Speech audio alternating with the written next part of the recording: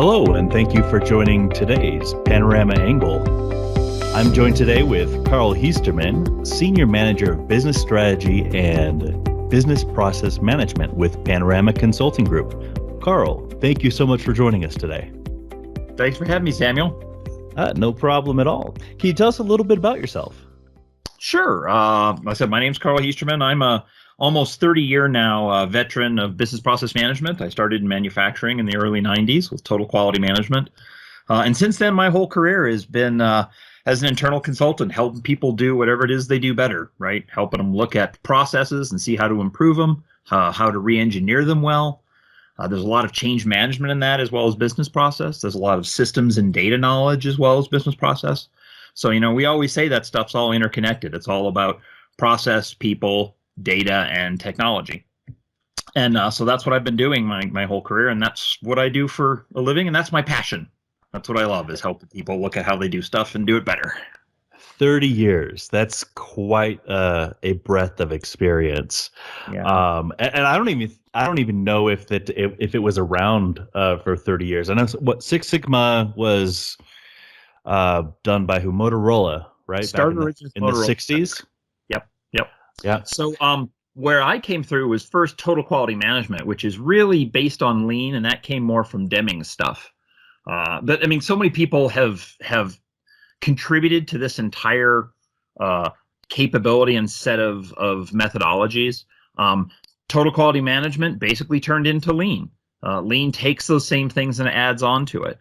Six Sigma started with Motorola, but that grew up. And in fact, Lean Six Sigma together, it was built that way because they realized here's two separate methodologies that really lend themselves well together. Lean is all about cutting out waste. Lean is all about North Star and empowerment of people, making sure the people who are doing processes really understand it so they can make smart decisions to change it and make it more efficient.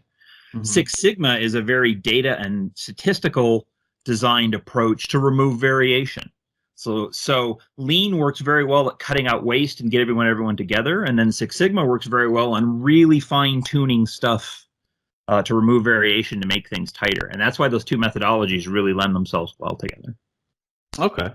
So I think today, I think we're talking about the business process management aspect of it. So is it more on the process, not necessarily manufacturing, which would be Six Sigma's focus, but more on the actual business processes and how business is conducted. Is that correct? I think the better way to think of it is Lean Six Sigma is a methodology that helps people look at their business processes. BPM is the broader umbrella. BPM is the discipline of looking at how you do things from a disciplined process standpoint, and then using data to be able to improve that and make it better. Lean Six Sigma totally falls in that envelope, but so do other methodologies, right? Kanban and Toyota and all of that, the Toyota system, they're all interrelated. They all have slightly different ways of doing the same thing. So BPM is the way to think of a broad umbrella, and BPM is not just manufacturing. In fact, I've spent the last, almost 20 years of my career mostly working in services, because services manufacturing led the real drive for this kind of improvement.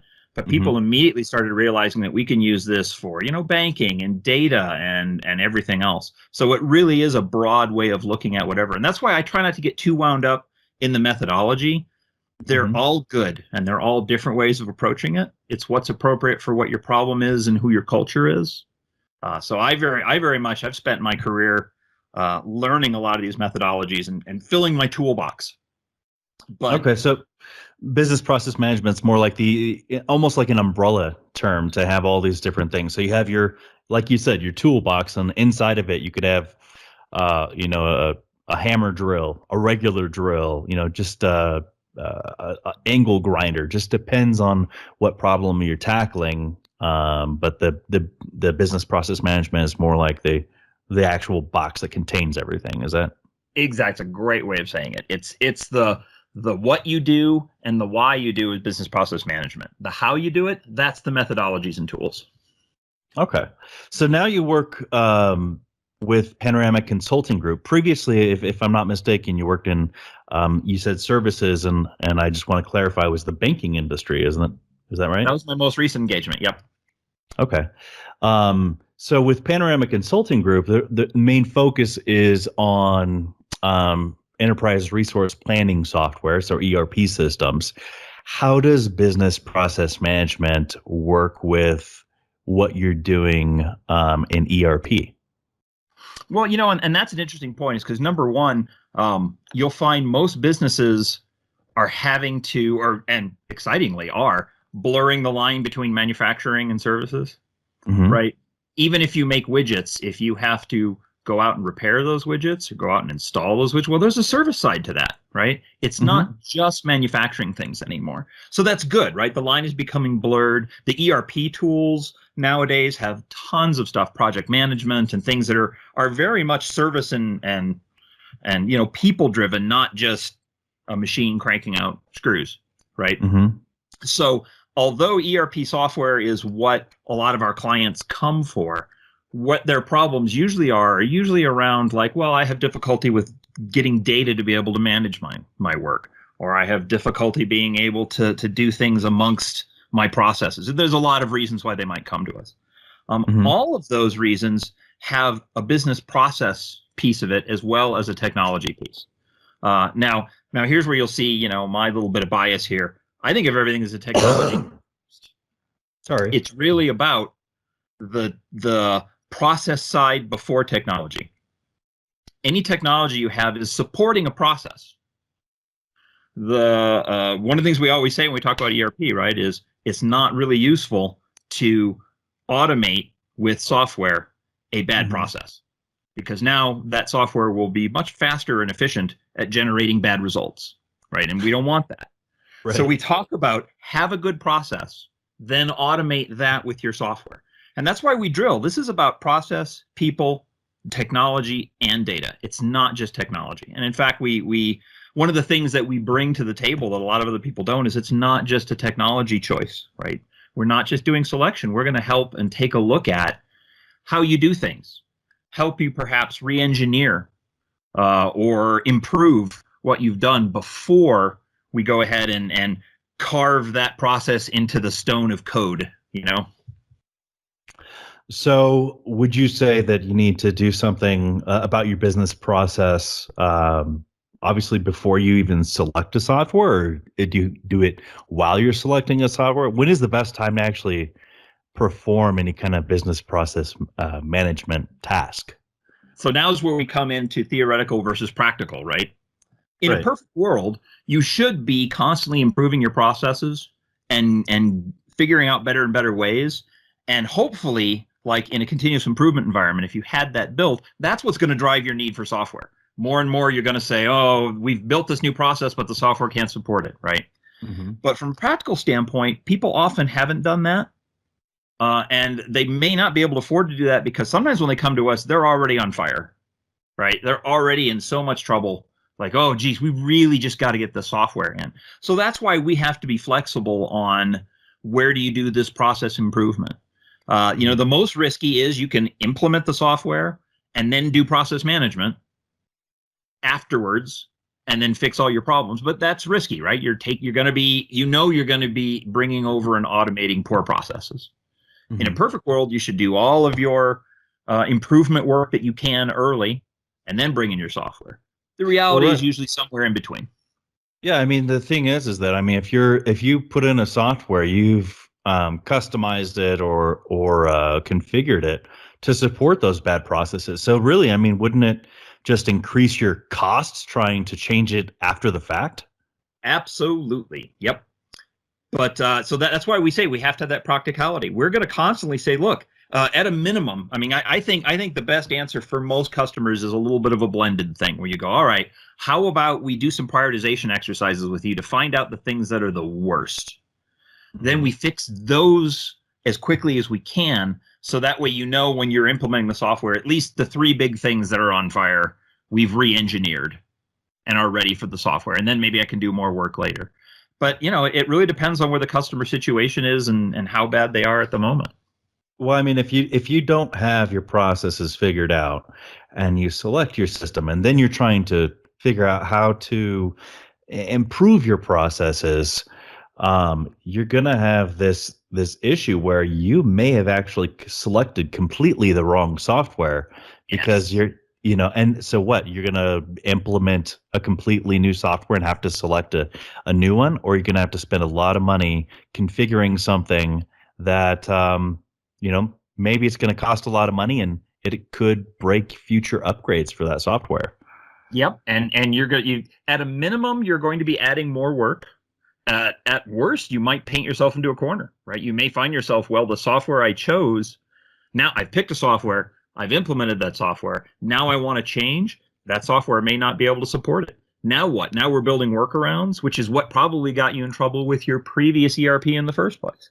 So yeah, you Mhm. are absolutely right. The right way to do this is do as much process work as humanly possible before you even get there. Because what if you discover the best way to fix this is to radically change a process? That may Mhm. really affect which software you choose. Why wouldn't you want to know that before you do it? So yeah, you're preaching to the choir for me. From a process standpoint, it all starts with the process. Make sure Okay. that's squared away before you pick the software and bring the software. Because the software's job is to support the process. It's literally implementing the process in an automated fashion. So broken process means broken results, I suppose. Yep. And it's not the software's fault, it's the process's fault. Okay. So where does somebody even start to try and clean up or do business process management? You hear a couple different terms being thrown around. You have business process engineering. Then you have business process re-engineering, and I believe some people consider that almost like a swear word. Um, Yep. so, and then you have business transformation, you have digital transformation, you have all of these jargon things and hype up words. I feel like going around. Are they all the same or are they different? So I guess that was a pretty loaded question. Let's go to the difference between business process engineering versus re-engineering. Okay. So there's a couple terms we should probably throw around and get some definition on. Yeah. The difference between re-engineering and engineering, whenever you hear the business process engineering, that's mostly about, think of it as that's the start with a pretty clean sheet of paper. Like a startup Right. company or something like Right. that. If you are first starting to do something you've never done before, you are doing business process engineering. Uh-huh. Whether you do it well or not, is the question, but that's what you do. You are engineering a brand new process. So Hmm. re-engineering normally means someone who's taking a process that exists and kind of clean slating it. Where you go through and say, let's pretend like we never did this before. What would be the right way? The reason you do that is because business process management is focused on the customer. Let me give you a definition of what a process is. A process is a series of logical steps done the same way every time that transform something into something that is valuable to the customer. Now, when you hear me talk about customer and BPM, we're usually talking customer of a process. That's small c. That doesn't have to be somebody who gives you money, like a big C customer. But Hmm. every process, the terminology we use, has a customer that you are making happy. It may have several customers that you make happy. An example of this is brushing your teeth. Brushing your teeth is the process of turning toothbrush and toothpaste and dental floss into a set of clean teeth. Right? I'm the customer of set of clean teeth. My dentist might be the customer of set of clean teeth too, right? If I keep my teeth Right. clean, they won't complain to me about how I don't floss enough, right? So the process of brushing my teeth is the series of steps I use to transform a toothbrush, toothpaste, and dental floss into clean teeth. So the customer of that is important, and the Hmm. supplies, the inputs into that process are important. Toothbrush, toothpaste, water, right? Do I have all of that? And then how I do it is the process. So all of those things are important. So when you engineer a process or re-engineer a process, that means you're sitting down and saying, all right, let's restart. Who's the customer to this process? Who am I making happy? Great. Hmm. What are the things I have to use? What am I consuming or transforming to make that? It's like a brand new, fresh sheet of paper and taking a look at it. The other side of that is what we always talk about is continuous improvement. Continuous improvement is what we actually want most people to do. You should be constantly looking at the way you're doing something and go, is there a way I can make that better? Oh, you see an electric toothbrush. I wonder if that would make this cooler. All right, maybe I'll bring an electric toothbrush into the process and see how that changes it, right? Each one of these steps should be all the time you should be thinking about yourself. From a practicality standpoint, we don't always get a chance to do that. And our clients are often in a situation where they haven't had continuous improvement. Continuous improvement takes a lot of work. That means you have to have people who understand the customer and they understand the suppliers and they are educated enough in how to look at this and evaluate this to make smart changes that actually improve the process. So if you continuously improve, you should never have to re-engineer. But sometimes things get really blown up, or sometimes you have in a new situation. Often this is like when we do mergers.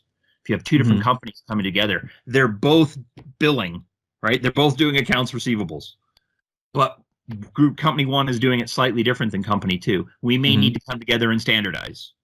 Right, that's kind of a re-engineering where I'm going to take what you do, what I do, and we're going to mesh them together and what's the best combination that solves all of us. The best way to do that is probably clean slate it. So you'll probably re-engineer something like that. But if you were doing something that's pretty small and standard, bringing in a new shipping company or something, that's probably just a continuous improvement step. They have UI, right? They have the ability to automatically do an EDI transfer of data. Well, then let me change my shipping process in a small way to make it so now I can transfer data automatically and not have to do it over an email or something. That's a small continuous improvement. And if your staff is trained in process management techniques and thinking, they're able to do this themselves. Because that's what Lean says. Lean says the people who have the best chance of improving a process are the people who do it every day, right? But to do that, they have to have a North Star. They have to understand their customer.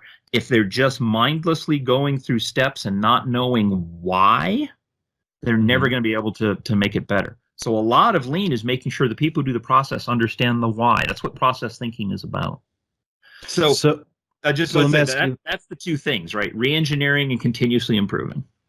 Right. So let me ask you this: if under that situation you have continuous improvement, say you have EDI or whatnot, being integrated because you didn't have that before, and a new company made that available. At what point, do you have it where the entire process could be different from what it originally was? The whole concept of if every day you replace a board on a wooden ship, when does that ship become a new ship, or does it? It's that paradox. And if you were to take all the old boards and put them together in the same thing, is that the original ship? Or do you and being careful of not losing sight of your end goal, like what you said, how you're dealing with the customer. What is the risk of that, of the continuous improvement actually affecting that in a negative way? Well, and that's why continuous improvement really has to have some governance behind it. And we'll talk about process governance. Because you want the people to be able to influence, the people who are doing the work should be able to influence what the process is. But we know they can't go crazy, right? There's some things that they can't do because it'll impact someone who they're not thinking about, which is why business process management needs to be enterprise-wide. It needs to be broader, and not everybody can understand everything about the company. So, in fact, this is something we talk about when we talk about the difference between data governance and process governance, right? Anyone who runs databases knows that you can't just willy-nilly start throwing new stuff into a database, right? It really blows up the design. It takes a lot of control to govern data. And process management, you can't just go start blowing stuff up, because if I stop doing something and finance is depending on that number, the universe explodes, and we can't have that either. But we do find that process management needs to be a more flexible, continuously changing environment of governance, whereas like data is super locked down. And it's funny because we'll talk about those two things, but one has to be a process that's loose and fast, because you don't want to have to wait 6 months to make a small improvement on a process that's just you. Whereas like a data thing, we might want to wait 6 months. We might want to have a huge study to really understand what's all the impacts. But you do have to have some governance. But that's why process management is more of a philosophy than a set of laws. right? It's about making sure your people know and your people are constantly questioning, and then you have to encourage them and empower them to make those changes. And to answer your question about like the boat and the ship, you're absolutely right. A lot of this, when I talk about re-engineering or engineering versus continuous improvement, this is not a solid line kind of a thing. It's more of a, I don't know how many grains of sand are in a pile, but I know a pile when I see one. Mm-hmm. Somewhere in there, you've just got to look and say, if this is a big enough problem or a big enough change, is it worth it for me to go ahead and clean slate? Kind of just a judgment call. Yeah. You have to make a judgment call. Okay. Yep. So would you say continuous improvement, another term for that would be business process improvement, or is that the You'll see that thrown around, business process improvement. As soon as it has the words improvement, just like engineering implies thought out design, improvement elicits in your head tweaks, right? Okay. So if you hear the word improvement, that's a continuous small tweaks to gain advantage. Engineering is a let's redo it to gain advantage. Got it. And there's pros and cons to both. So when would you start? So most of the clients that actually come into Panorama are not going to be startups. These are going to be tens of millions of dollars or hundreds of $1 million, even $1 billion companies that come in.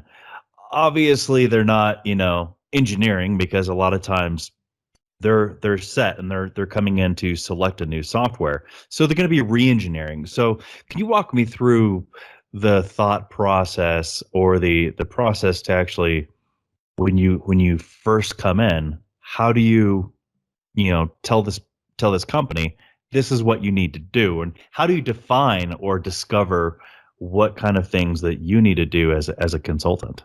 Yeah, there's a lot to that.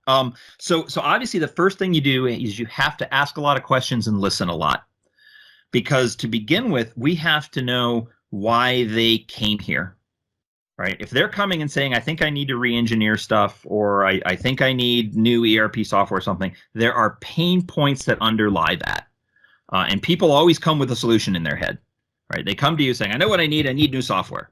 And you have to stop and say, okay, let's talk about what new software would get you. That I'm digging into the why, I'm digging into the pain. When we talk about, actual problem solving methodology, you start with the pain and the problem. Then you do root cause analysis. Then you come up with solutions. So I'm kind of backtracking. I'm just like, what brought you here? And that comes from questions like, where do you guys want to go? What brought you here? What do you think you're going to see when it gets better? Right? What does fixed look like? What does good look like? So we'll ask those kind of questions. But what we're digging for is the pain. We're digging for what brought them here. We're also going to ask them some going forward stuff. Where do you want to be? What do you want to be when you grow up, right? Where does this company want to be in 3 to 5 years? We'll ask some questions about like your industry and your customer base. Is there a big shift coming, whether it's technology or service change or whatever? We're just trying to collect the universe they're in and the pain they're feeling today. The reason I do that is that gives me, number one, it gives me an understanding where the company is. Number two, it baselines them, right? It baselines the client, so they can start to understand what brought them here. Because the finance guy came here for a different reason than the IT guy, and I need to hear all that. And then after that, we'll start doing a process of some prioritization on that. So now we can start saying, okay, these are the reasons that brought you here. Are there any particular places it's worse? Is there any particular single thing that becomes obvious? Like sometimes a client will come to us and after digging, we find out what the real problem here is they don't understand their costs, right? They might have good cost of goods, but they don't understand labor, right? Sometimes there's a need of a certain piece of data that they'll use. Terrific. That starts to tell us, great, now we can look at the process from a standpoint of where do I collect data and start understanding that. That's process improvement on data collection. Well, someone else might be, well, it's real inefficient. It seems to take forever, or it takes too long. Or someone will have, I have a lot of defects in a particular place. These are all signposts that I'm looking for to help me prioritize. Because what we're looking for is there are, in a single company's value streams, there could be 40 or 50 high-level process areas. And in that, each one of those areas can have inefficiencies. Each one of those areas can have problems. You can't fix all 50. Something in here, you have to be able to start digging in to find what is the most impactful change I can make first. Mm-hmm. And so that's usually what we're doing is we're going to spend some time. We'll do a lot of as-is mapping where we'll start high and understand what your value streams are within your company. We'll start digging a little bit in there, but each time we're just looking for what are the things that are painful in this process? What's the thing that's painful in the quoting process? What's the thing that's painful in the sales order process, right? Walk your way down the entire process and see if you can pull them out. When you have that, then we can start collecting some data and get some numbers on it. So you can say which one of these is costing you the most money or the most time or has the most negative impact on customer experience, right? Those are the things we can use to help tell that, yeah, there's 50 things that are wrong, but here are the top 3 or the top 5. Those are the ones that we're going to want to do re-engineering on first. Because, again, why would I work on something that's small and not impactful? So we're always prioritizing by where we can see the most value. So would that fall under, I mean, if we were to define another term, so you have business process, you have your business process management. Inside of that, you have your business process engineering and re-engineering. But at a greater scale, even if we were to go in the other direction, would that be business transformation or digital transformation? I guess you hear since 2016 that digital transformation has been just the buzzword in all the conferences.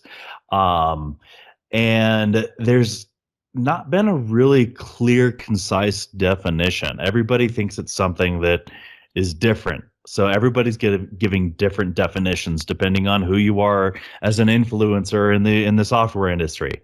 So from your perspective, what is the difference between the business transformation and digital transformation, and which one does business process management fall under, or does it fall under both?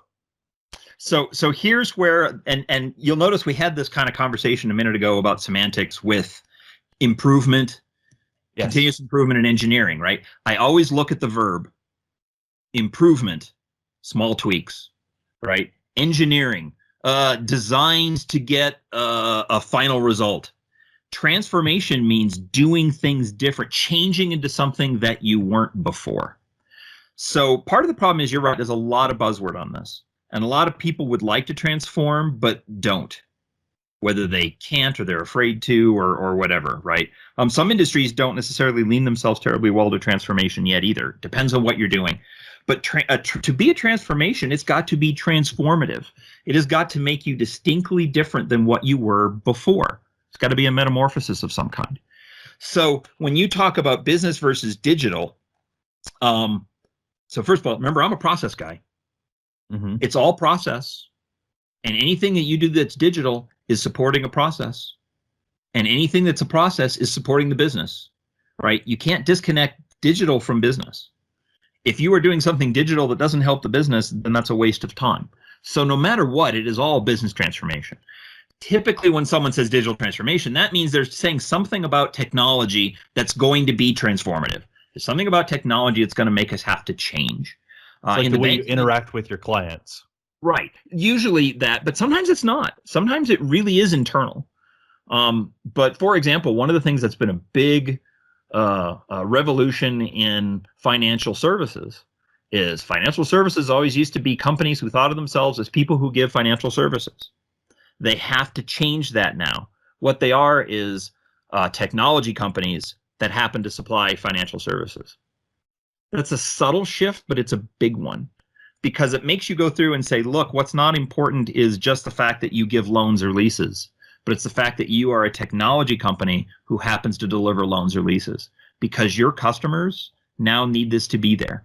Banks are no longer, people come in, they really aren't going into the teller. When was the last time you saw a new bank be built with 8 drive-throughs? Right. I can't even remember the last time I actually went into the bank, even pre-COVID. Yep. And even if you went in, how many times, even if you went to the bank, how many times were you just going to the ATM? Right. I don't even go to the ATM anymore. I just get cash back at the grocery store. Yep. So now you're understanding you have to be a software company that delivers financial instruments. So a lot of industries are running into that, and that's where a lot of people's digital transformation. That's a great example of a digital transformation. Where you go through and say, we actually have to change the way our company thinks about, because an old technology company had a few technologists that, or an old bank, had a few technologists that ran the systems, and that's it. They didn't really develop software. It's like, well, now you're actually a software development company. You have to develop applications that are customer facing, that are doing things that way to make the back end, what we always call the bank, the back end, right? To make the operation stuff work. So that's a transformation. So people will throw this word around a lot, but what that means is you need to really be rethinking who you are and how you touch your customers. It needs to be transformative to be a transformation. So I've seen some commercials. Speaking of the banking industry, I think it was Chase Bank, and they're I don't know if you want to call it transforming or redecorating, but they're internal business offices. So it doesn't look like the traditional teller with the window and you hand over the money. It's almost like a Verizon store or an Apple store with kiosks, and you have the person running around. Is that a business transformation, or is that just them trying to appear like they're having a business transformation? Well, Is there a lot of process change in that, or is it just really you're moving the desk? I think that's a great example, because here's something that Chase has done too, just so you know. I mean, obviously Chase would say it's transformative. Chase built an entire lab for designing that. They brought in experts about user interface and industrial engineers, right? They're ones who did build this lab that did that, and they had people come in, they'd test it and they'd film them, all the usual stuff that you see with that kind of experience engineering, right?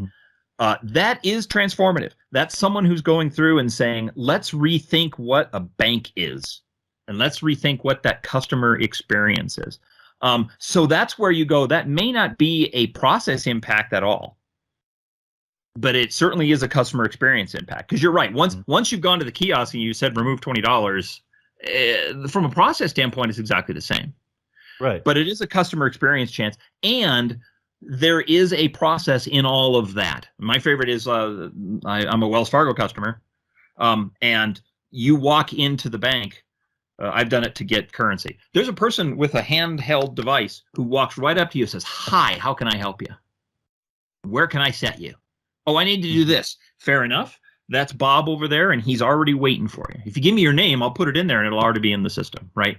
There's a process behind that customer experience. Right. It's not just an experience. They had to implement the person with the technology to be able to do that.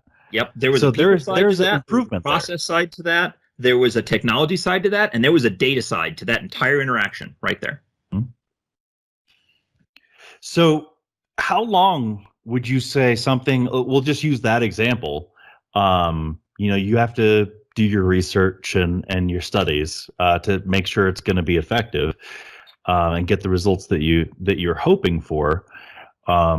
How long would something that simple take to now that is a engineering because it didn't exist previously? Am I right in that? Well, I would actually say it was transformative, because that's why each one of those, that's another one. We talk about that improvement versus engineering versus transformation. Also, the amount of time and effort you're going to have to spend goes up as you go up that scale as well. Because to be transformative, by definition, it almost means taking something that doesn't exist yet. Like you don't even know what you need to do. With a continuous improvement, you normally know what your pain point is. With engineering, you know what your customer requirements are. With something that's transformative, you're like, I need to know what the customer experience even is. So it's like they're additive. I had to do a bunch of customer experience work just to even come up with what are the problems I need to solve. What's the biggest problem or the biggest benefit for a customer experience happens to happen first. Then someone had to do some engineering to design that new process.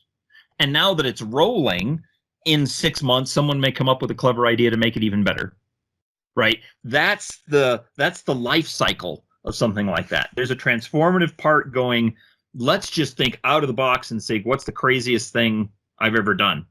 Sometimes we do big ideation sessions, which literally are ways of coming up with new ways to do an experience that no one's ever done before. Just asking the big what if question. What if? You know? Yep. In fact, forget about your restrictions and just say, what if? Exactly. And we have stimulators. I've run these before. We did one of these for a client when I was at McGraw-Hill. And, this experience now becomes a room full of smart people who all know their industry. And we literally had 4 walls. And on each wall, we had a stimulator. This stimulator said, what's something that we do today that you can just crank up to 11? Right? Something that you could do more of you already do today. What's something that another industry is doing that our industry isn't? Something we can steal, right? And they went through, what is something that our customers or our competitors are doing that we want to see if we can make better? We use stimulators just to do that. And this is something we do a lot in problem solving, whether it's this ideation stuff right down to figuring out how to make a process better. It's the idea of diverge and converge. I want to brainstorm 100 new what if ideas. That's the diverge. The converge is now I need to take those 100 and come up with the 3 coolest ideas that we can actually go and experiment with. So one is get as many ideas as I possibly can, use stimulators, use 100 people, do a bunch of what if questions. The second half of that then becomes, cool, now let's figure out a way to prioritize that to say the 3 best ideas are this. We do the same thing with root cause analysis, right? What are all the things that could be going wrong with this process? What are the 2 or 3 most impactful root causes? It lets us go broaden your mind, focus. Broaden your mind, focus. And we do that a lot in all of BPM. Okay. So let me just kind of go off on a little tangent here. Elon Musk and Tesla, right? They have their autonomous driving that they're trying to get out there to the market, right? Yep. There's another aspect to the capability of autonomous driving, which I don't think is widely popularized or popular or gets enough attention, and that is we have Uber and Lyft, right? Now you're turning your vehicle, which is typically a liability because it decreases in value, and you're turning it into an asset. Most people can only, they only drive maybe 2-3 hours a day, if that. Well, now you have a vehicle that can drive itself for a service company such as Uber or Lyft, and then generate revenue for you, maybe 20 hours a day. When you're not driving it, it can actually be out there almost doing a job for you. Would that be more of obviously that's a huge thing, and that there's a lot of different pieces that go into that, including insurance. But that's almost like a digital transformation. There's going to be a lot of process that goes into that. So if I could ask you to summarize what you would tell Elon Musk, what would you tell him? Yeah, I don't know if I can do that, because that's a perfect example of now you're talking about a disruptor, right? Right. Which is like the next step up. Another example you were talking about, your cars are sitting around doing something else. Why do we need so much parking? We have an enormous amount of parking. Think about if autonomous cars were out doing things for that. That means they're not sitting in a parking space. Mm-hmm. We'd have a lot more territory. We'd have a lot more property to be able to do other things with. It has the potential of being a huge disruptor. It also affects more than just that, more than just that industry. It's going to be a huge disruptor everywhere. It would affect real estate. It would affect car makers, right? How many people are going to own a car when I can use one, right? Well, now suddenly we need way less cars. If your car was out running all the time doing smart things, we'd need 75% less cars. Now, most people in New York City don't even own a vehicle. I wouldn't own a car in New York. I worked in Manhattan a ton. I would never own a car in Manhattan. That'd be crazy. The parking costs more than the car.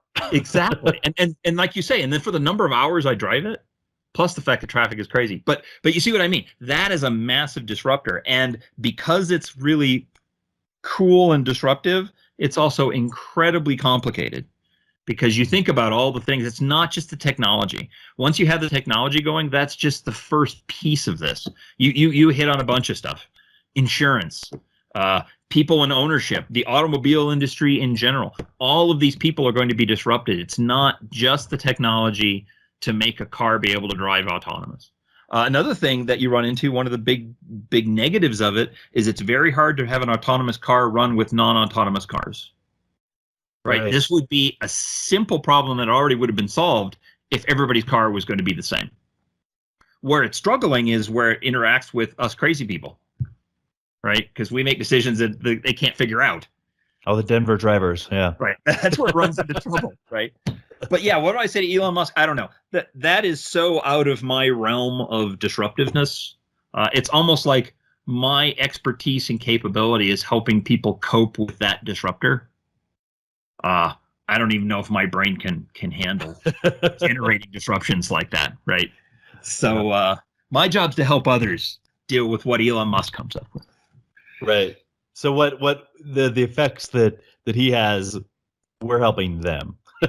Right. How do you deal with that? Right. Okay.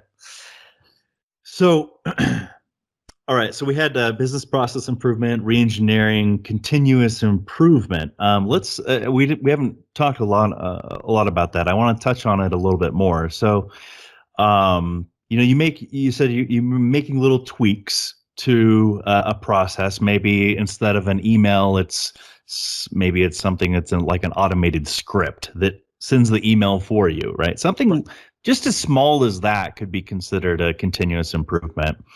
But when you're rolling something like that out, excluding, where you said it's affecting like multiple different departments. Let's say it's only affecting your department, and you're in charge of that department.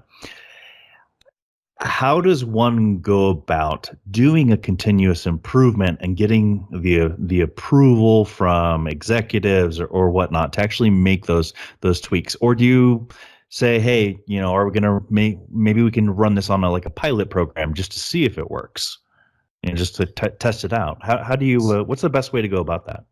So here's what's difficult. To be able to do that well, I've got to set the playing field.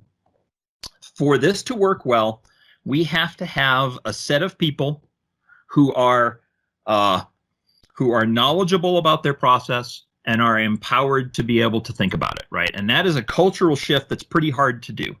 But that's what your end goal of lean. And now we are absolutely talking about lean, right? This is 100% lean philosophy. Mm-hmm. This is the fact that in an automated factory in Japan, anyone can pull the handle and stop the line if they find a quality problem. You are empowered. I don't care if you're a janitor. If you see something that's wrong, you can yank the handle and it stops the entire process. Everyone runs over, finds out what the quality problem is, and fixes it right there at that minute, and you're done. And then you start the line again, and we're finished. That's I did not know that. Now I know that what was the company? Nordstrom. Their employee manual is all about empowerment. In fact, I think it's a single page. Nordstrom is a big lean follower. The whole Toyota quality process, the TPS thing is all about that level of empowerment. Because the idea here, and like I said, to have that, you have to culturally have a workforce that knows that quality is their job, knows that not only do they have the right, but they have the responsibility to stop and say something. And they have to understand this process and its customers well enough to be able to see and understand what it's supposed to be. So that means you have to be a process thinker. That means you have to know who are the customers for this process and what do those customers want. So that way I can identify something that is out of spec, right? I have to understand how a bicycle works and how my customer is going to use a bicycle, be able to tell what's a defect on a bicycle. Which means, like, for example, when we first start with a group, big or small, whether it's an entire company or a little division, or just the shipping crew, we're going to do something that's called a SIPOC. SIPOC. The process is in the middle. Okay. The I are the inputs into the process. The O are the outputs. So I'll say, what is our process? Shipping packages. Cool. What are the inputs into that? Well, all the materials that the customer orders, boxes, tape, fine. We'll go through and we'll nail that out. What are the outputs? I'm going to have a sealed box that's shipped via whatever shipping company they wanted. Great. That's the output. Who is the supplier of those inputs? Because if they give you bad things, your process is going to be bad, right? If the order puller pulls the order wrong, you're going to ship a bad order. So they're an important part of this process. And then the customer. The customer expects everything to be well packed so it doesn't get damaged. They expect everything to be right? You've got to know what that customer wants. There are other customers to your process, Mr. Shipper. Finance cares because you've now shipped it. They're going to invoice, right? So they need to know what you shipped and when you shipped it and how much it cost, right? That's another customer of this process. There could be, if there's special instructions, that's a customer thing. Salesperson might also care about that, right? There's quality things. You've really got to broaden your thinking and say, who is my customer? My process is shipping out a box. The customers of this process are the following people, and I have to know what they need out of it, because that's the only way I can make smart choices about my process. If I know all of that, then like you say, well, you go through and say, well, let's do something that's really quick. It's just an automated thing. Right now, I send an email to the customer. This is going to automatically send an email to the customer. That sounds easy. It's a small change. And when I think about that, the impact is probably just the customer. But I have to ask myself, is the data that I have in the computer the right one? Do I have a right way to get that? Okay, because I got to make sure this email goes to the right place. Is the automated system going to know as much as I know who was doing it manually before? Well, right. I mean, you still have to, have that automated. So that involves bringing in, your IT department, things like that. So it affects their workload. So that's why you have to understand the process and its impacts so you can even know the right people to ask. Because we don't want to turn this process into a horrible 6-month ordeal where every senior manager in the building has to approve it. Right. Because that's a waste.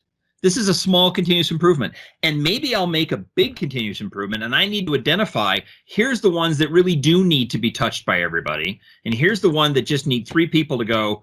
Data guy says, yep. Your supervisor says it's okay. Do it. That's a small change. And I need to have a small amount of control on that. If I went through and said, I want to change how I interact with UPS's automated system and collect data back from them, that's a much bigger thing. I need more control over that. So that's why we say the governance for process improvement has to be well-defined and flexible. So it's a lot of control on big changes and very little control on small changes. And to do that, you have to have a staff who really understands all those impacts and knows who to bring in. The problem is imagine if you had a staff who were just mindlessly doing stuff and didn't really understand the impacts and they just went ahead and did that. And it turns out that the field that they're grabbing for email is wrong. That's not the one we maintain it. We keep actually email over here.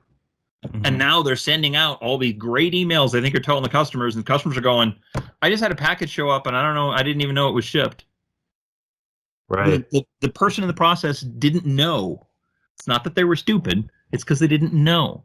So to be able to do continuous improvement, it really does take a broadening across your entire enterprise of helping the people to understand their processes and giving them tools to be process thinkers so they can do it right. So it took Toyota a long time to build that philosophy, but then they had it and they were really cranking out good quality.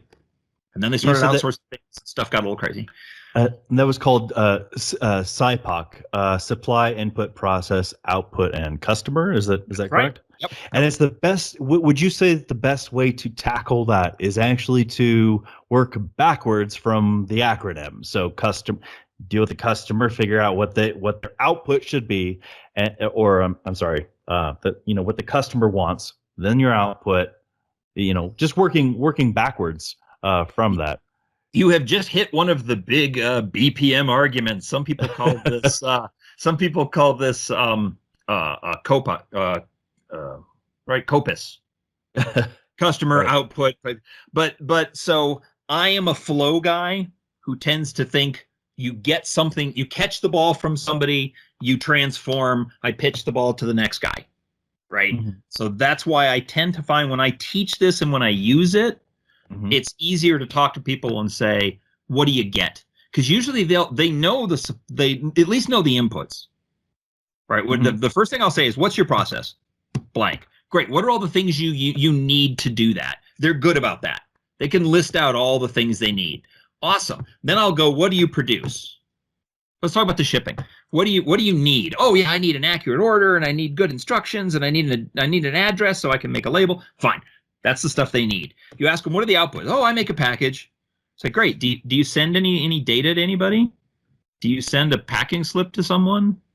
Does your process tell someone something else? That's usually a very revelation part where they go, wow, I didn't realize there was more than one customer to this process. Yeah, finance cares, management cares, your particular management cares, right? Here's a list of 8 people. One of the ones we always did in banking was telling people, remember, the regulator is a customer. And they're like, what? No, the regulator's like sort of an opponent. I'm like, no, they're a customer. They're almost the most important customer. If you do something wrong, they'll close your doors. Regulator's an important customer. Think about the paperwork or things that you have to generate that are important for, cash management regulations or money laundering regulations or fraud regulations, right? That's an important customer too. We really want them to think about who are all the people who are affected by what I do. Then I can go to the supplier and go, here's all the suppliers. Tell me what those people are. Because when I'm building your new process, when you're thinking about it, you should have some representation from the customer side and some reputation from the supplier side. Mm-hmm. Because often, this is especially true, whoever is at the back end of a process map usually catches all of the complaints. It's always their fault because they're the last guy. Those poor customer service reps. Right. But it turns out, where did that error happen? Oh, way up the chain. Right, the error happened at the sales or in fulfillment or whatever, but the customer service one gets yelled at. So we often say that's why the customer service has to have these other people in there, so you can drive that finding out where the error occurred up the process. Well, that goes back to what you were saying earlier, where the people that really need to be involved are the people that do it day in and day out, because they know what's happening, not somebody who's detached from it in some corner office somewhere. Yep. And it sounds good. So they do it, and then they don't realize the impact. Right. Because they were thinking about their own little thing. This is exactly what we talk about in continuous improvement. They made some change, or they made a decision. They did something that they didn't realize was going to have an impact on you. Because most people are not malicious. Like, there's a lot of people like, oh, those scumbags in fulfillment, they didn't know what they're doing. It's like, they're not like cackling evilly and throwing the wrong stuff into the box. They didn't have a piece of information, or they didn't know something, or a process was too difficult for them, because everybody makes mistakes, right? The best typist still makes a couple errors every 100 words, right? It just happens. Human beings make mistakes. That's why we try to mistake proof and automate things where we can as much as possible. Because there's things that you can automate mistakes too. So yeah, absolutely. That's why we talk about, when you talk about automation, it's also picking the right thing. God, now I'm bouncing all over the place. Picking the right thing to automate. There are things the human brain is really good at. There's things the computer brain is really good at. The idea is to take the computer brain things away from the person and use their human brain in the stuff where we can use it the best. What's your opinion on using artificial intelligence in process design? I'm a huge AI fan and an automated robotic steps. But again, what this comes down to is doing the right thing. I had an example of something where we were at I was leading a team that was trying to do some pretty big transformation stuff. And we went to a sister company. And what these people did was they collected data, which is the same thing we were doing, just in a different industry. Collected huge piles of data, scraped it off the web, and it was supposed to be forms that were in a certain way. So it was an automated process that would scrape it. And we had the same thing. We'd automatically scrape this data, and then we had to figure out what was when there was something that was wrong, and then find out what was wrong and fix it, right? The state is the wrong letters, or it's 2 inches to the left, or whatever, right? There was something about every one of these that would happen. So the IT staff that I was working with our company had built incredibly complex business rules, and they just got more and more complex each year. Just got worse and worse, and it was this huge, heavy thing to try to do this automated process. So it So looked like the U.S. tax code. yeah, this was actually what this was us collecting data from government sources. Oh, It was there for you go. power. It was for the power industry, and every power plant had to put these forms in, and 99% of the forms were right, but 1% were wrong. And you need to, and it was just like the form was wrong or it scanned wrong. It was always something small and goofy. Mm-hmm. But the idea was to take this data and not just replicate it, but clean it. That was our value add. So we went to a sister company who did that with different information, and they showed us their process, and they had an automated scrape, and they had a thing that tried to fit it into the template, and every one that didn't fit into a template, they threw it into a bucket, and a person looked at it and went, oh, that's just got an extra space in it. Oh, that's two things to the left. Yeah, there's your number, right? And I looked at my IT guy, and he goes, we just spent like 6 months trying to figure out how to automate that. It was about automate the right stuff and then throw it to a human to do an exception. And there's a juice for squeeze with automation. Where you start going, I am now putting in so many complex business rules, and yet I still keep getting bit. I find a new one. I find a new one. I find a new one. It's like, yeah, you can keep building that, but to some extent, you've got to make sure I'm doing the right work with the right kind of brain, electronic or organic. 80-20 rule, right? I mean, you Yep. gotta, get the most out of just that 20%, 80% of your results. Right. I That's mean, the you're Pareto gonna principle. have to do that. Yeah, Pareto. But that's why we always say, and then collect data on the 20. Because then 6 months later, you go, look, I've got this big pile of data. Here's something that's really consistent. Our human people have always been able to spot every time it's like this, it's like that. There's your new business rule. Stick that in there, and now you cut a little bit more out of the pile. That's continuous improvement. So you automate. So would you say that your continuous improvement, you don't necessarily want to do something like automate that for something that is the exception to the rule, something that happens 1% of the time, but it doesn't really affect anything. Because I see a lot of companies when they're putting together their ERP system, and I've sat in a lot of these meetings, and they're like, well, sometimes this happens. Well, fine. Yes. What percentage of the time does that happen? Do we really need to address that in here, or can you just have a human do it instead of a system? Is that where that kind of falls in place?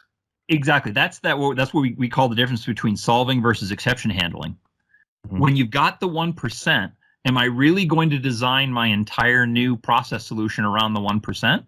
Or am I going to build a smart process that clearly identifies the one, pitches it out of the process to a new process? Right. That's the key. It's one of those where you go through and say, well, I want to figure out how to identify and then automate it. You go, if you've identified it, why didn't the first thing we do is pull it out of the main process? Right. Let the machine keep flowing. Don't stop it. Get that out. Now we're going to build a second process. The second process is taking a look at those exceptions and figuring out how to do them. And that's why I said that's where you're going through figuring out how to do them. And if later I start finding another automatable thing in that human interaction, maybe I can peel those out, put it back in the main flow so it doesn't stop the flow anymore. That's even more continuous improvement. That's the kind of stuff that Six Sigma focuses on. When you've already squeezed the 20% out, and now I'm really trying to zoom in and really make it tight. I don't know if this is worth talking about, but Six Sigma actually refers to the number of standard deviations on a normal curve. Mm-hmm. And it's that's the fun stuff. Yeah. Yeah, exactly. It's looking at the number of defects you have per million opportunities to have a defect. Yep. And I won't go into all that, but basically the idea is at the top of the curve, obviously you've got pretty large failure rates, right? The difference between a 20% failure rate and a 2% failure rate is about one standard deviation. But when you get down to Six Sigma, six standard deviations is 3 defects per million opportunities. That is super tight. That means if there is a million ways, if a car has a million ways it could go wrong when you assemble a car, which is probably about right. When somebody assembles a car, there'll be 3 things that are wrong. That could be a piece of carpet slightly off, or a screw not right on, right? That is super, super tight. That's the acceptable error rate. Right. If you were saying I Yeah. want to have Six Sigma, you can have 3 defects. I mean, there are things that are deeper than Six Sigma. Hospitals would like to have, they talk about deeper levels than 6, right? 3 defects per million when you're talking about killing people. That's not so good. Chemistry is often in 12 defects if you're doing the number of molecules that are correct in a poly chain, right? Mm-hmm. That can be pretty pharmaceuticals, things like that. Exactly. But that's why we talk about, because everyone will ask me, as soon as you talk about Six Sigma, they'll go, well, so is Six Sigma what we're all shooting for? It's like you are shooting for the appropriate amount of quality for the customer that you have. It really depends. That is a great statement. Can you make that one more time? Because I want our listeners to really, I want them to understand that specifically, because I think you hit the nail on the head there. Could you repeat that one more time? You betcha. And what I said was the amount of the correct level of quality for your process should be the level of quality that your customers need and expect. Now, notice I said 2 different words there. There's need. We have to talk about want versus need. And the old Henry Ford quote, which is, if I asked people what they wanted, they would have said a faster horse. My daughter always needs the newest iPhone. We say we can ask what they want. She wants the newest iPhone. Then you have to go through and say, yeah, but what do you need?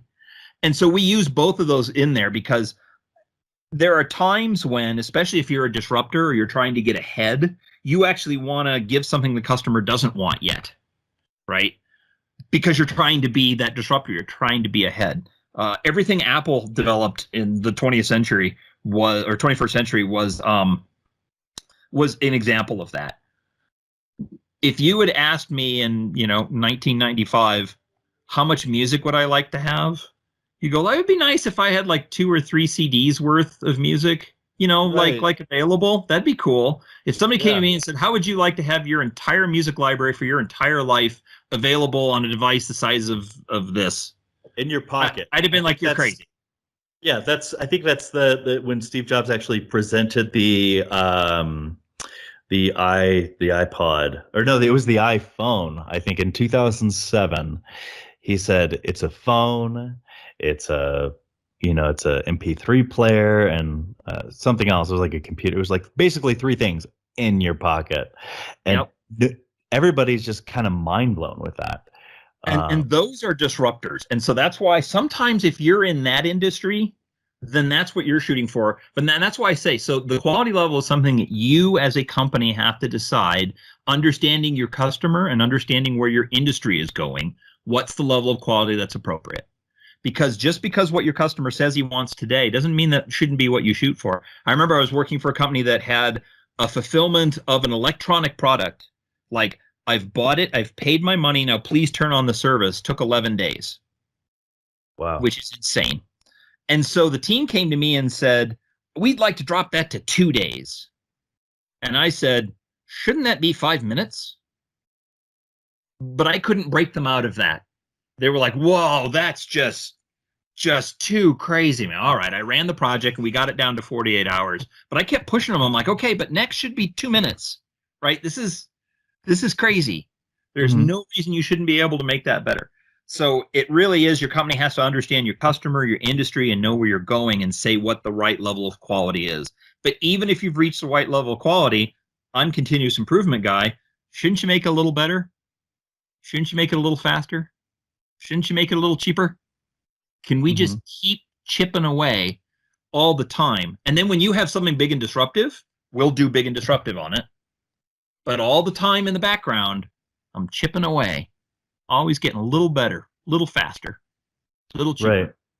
I'm going to kind of paraphrase Steve Jobs, and and I think the general consensus is he would say, or most people say, give them what they want, and he would, I'm just kind of paraphrasing, but he said, they don't know what they want until I show them.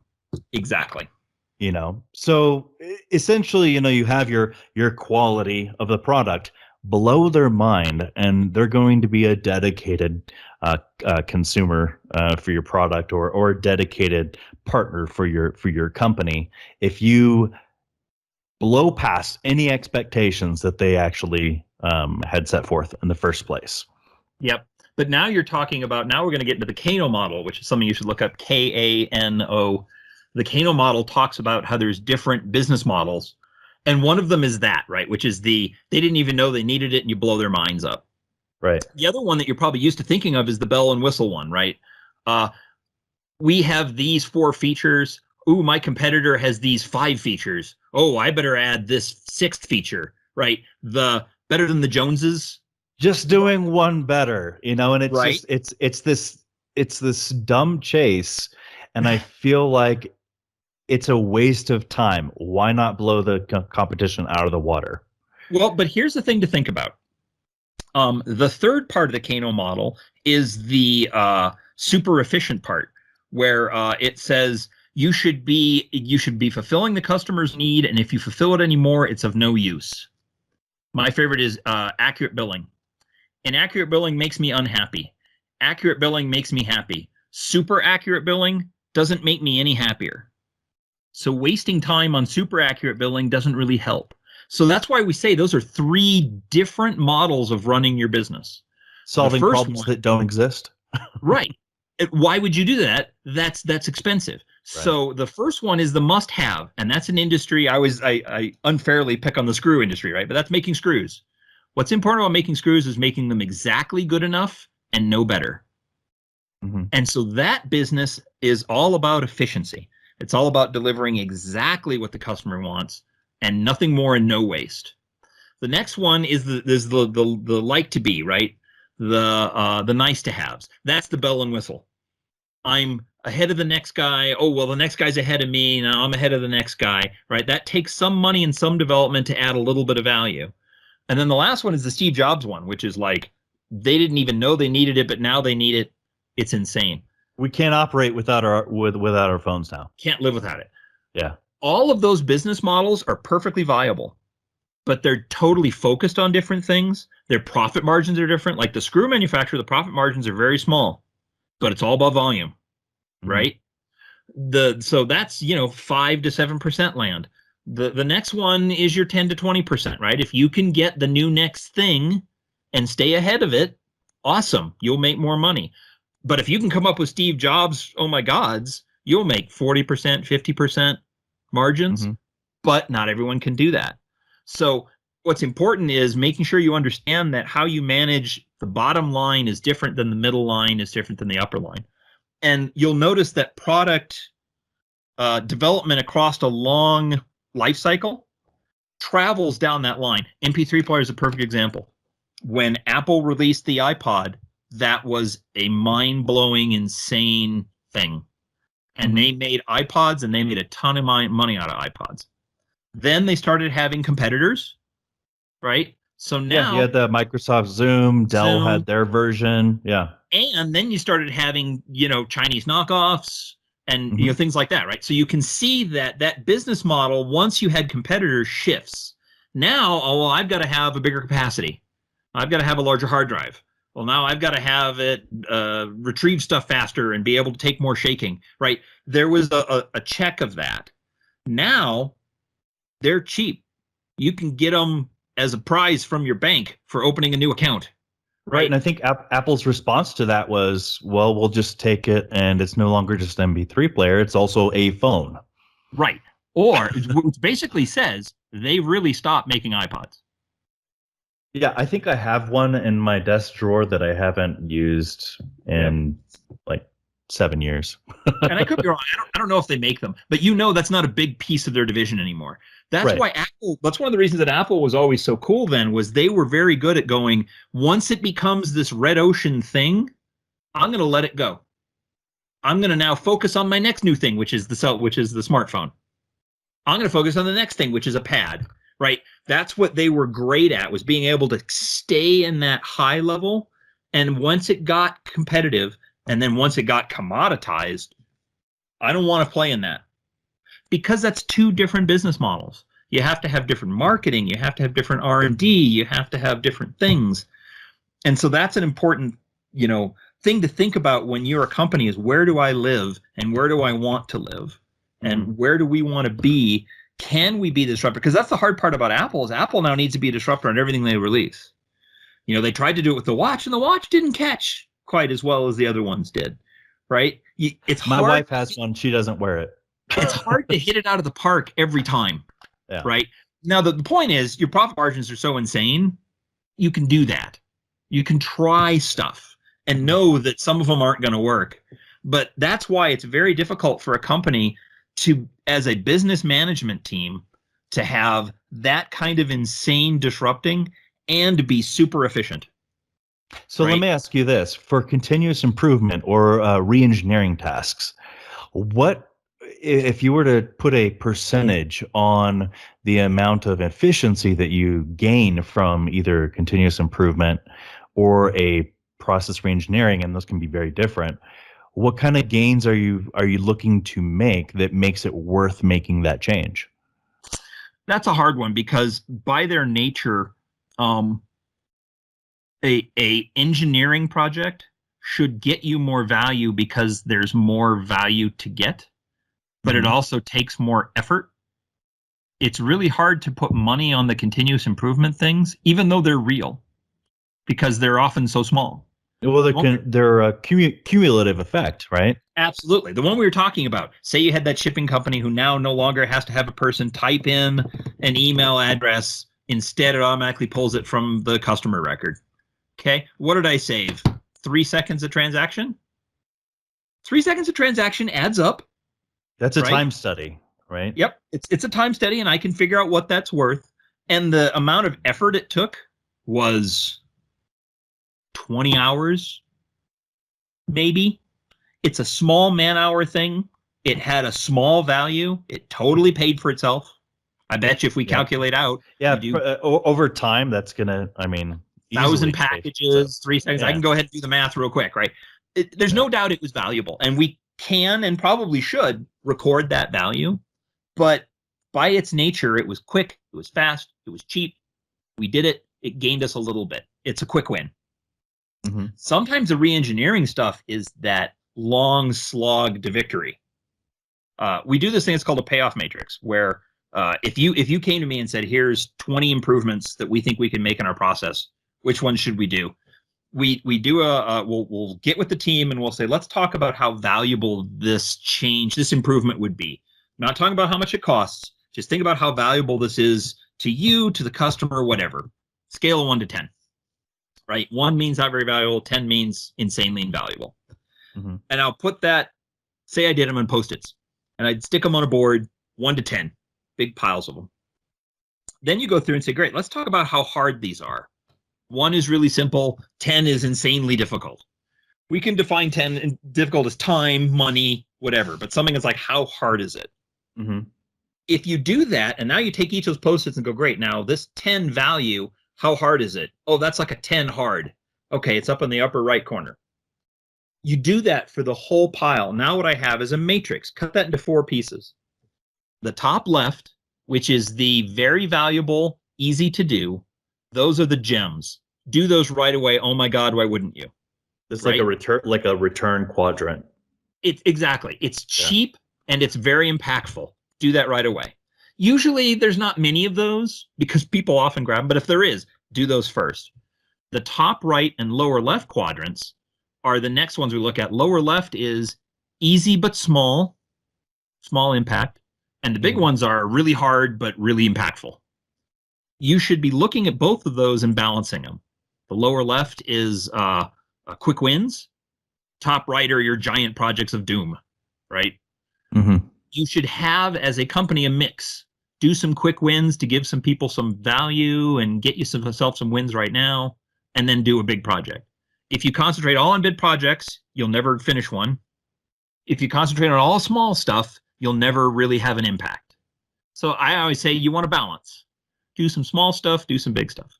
The stuff in the lower right is the things that are low value and hard to do. Never do these. Ever, ever, ever. Why would you? But those are often a pet project or something that someone is certain is awesome. And I always tell people, it's like, so now we have this list. We've made these 20. Pick the 3 things you're going to do. Great. Keep this list.